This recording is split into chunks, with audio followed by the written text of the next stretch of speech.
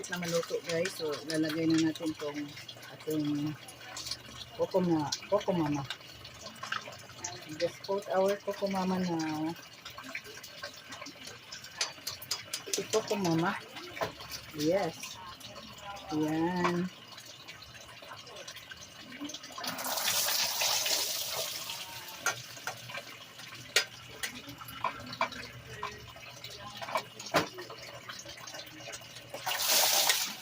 Dandahan ka lang dyan. Dandahan ka lang dyan. Sabi ko dandahan ka. So guys, ito na po guys ang aking ulam. Ayan. Yan natin ginataang hipon. So, meat lang. Tikman nga kung okay na. Wow, ang sarap.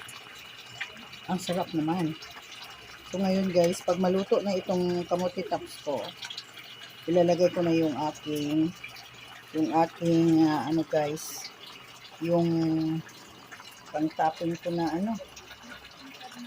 Itong, ayan, meron akong dahon ng ampalaya guys.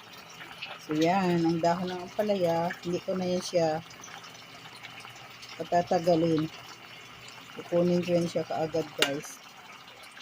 Kasi para hindi na yung masali sa sobrang pait. So yan guys, oh. Yan. Thanks for watching. Watch for more. Bye-bye. Masarap na itong ating ginataang hipon. Okay. Tsaka lutong-luto na, diba? Okay.